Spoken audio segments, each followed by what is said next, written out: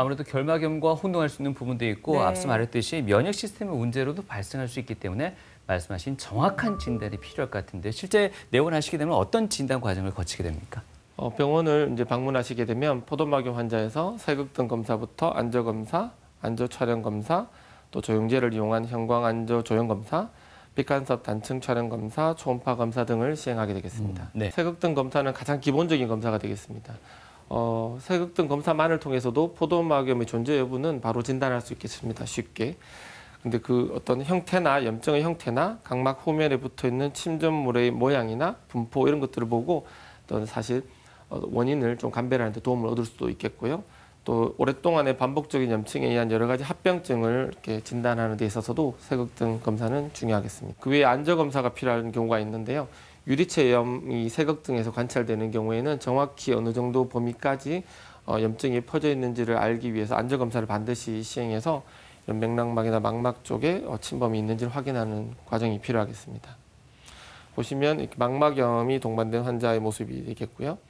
우리가 환자를 치료할 때는 안저 검사 후에 사진을 찍거든요. 사진을 찍어서 경과를 보게 되는데 이렇게 시리얼로 보는 과정이 어떤 병의 호전이나 재발 등을 진단하는 데 있어서 아주 중요하겠습니다. 치료 전과 후의 모습인데 치료 후에는 망막염이 사라지고 안정적인 안저 형태를 보이는 것을 볼 수가 있습니다. 네. 조영제를 이용한 형광안저 조영 검사도 유용하게 사용될 수 있는데 혈관염이 동반되거나 시신경 침범이나 정확하게 염증의 침범 범위를 판단하는 데 있어서 많은 도움을 주고 있습니다. 네. 네, 이렇게 특수 조영제 검사 같은 경우에는 이게 또 부작용을 걱정하시는 분들이 조금 계시더라고요. 이 검사를 앞두고 조금 조심을 해야 될 점이 있을까요, 따로? 네. 형광안저 조영 검사는 조영제를 사용하기 때문에 기존의 어떤 다른 이전의 검사에서 조영제를 사용하는 다른 검사에서 알러지 반응이 있었다면 반드시 얘기를 해주셔야 되겠고요. 특별히 또 간질환이나 신장 질환이 심하게 있는 분들은 조영제 용량을 줄이거나 또 주의가 필요하기 때문에 미리 알려주시는 게 필요하겠습니다. 네. 인도사이아닌 그린 같은 조영제를 사용하는 경우에는 요오드가 포함이 되어 있기 때문에 해조류에 알러지가 있는 경우에는 특별히 주의가 필요하겠습니다. 비침습적으로 빛간섭 단층 촬영 검사를 또 흔하게 시행하게 되는데요.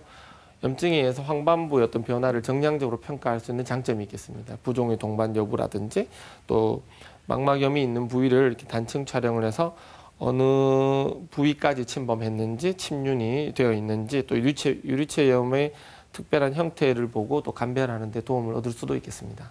또 여러 가지 합병증으로 백내장이 온다든지 홍채 후유착이 심해서 뒤쪽 안저가 잘 보이지 않는 경우에는 초음파 검사를 통해서 뒤쪽에 염증의 침범 여부를 확인할 수 있겠습니다. 정상 초음파 모습이 되겠고 염증 때문에 혼탁이 증가되어 있는 모습을 볼 수가 있습니다. 그리고 아까 그 포도막염은 여러 가지 자가 면역 질환과 연관성이 높다고 했는데요. 그래서 추가적인 검사를 시행하게 되겠습니다. 혈액 검사, 소변 검사, 방사선 촬영이나 유전자 검사를 시행하게 되는데요. 어떤 세균 감염이나 이런 감염성 원인을 배제하기 위해서도 이런 혈액 검사는 중요하겠고요. 자가 면역 질환과의 동반 여부를 진단하는 데서도 중요하겠습니다.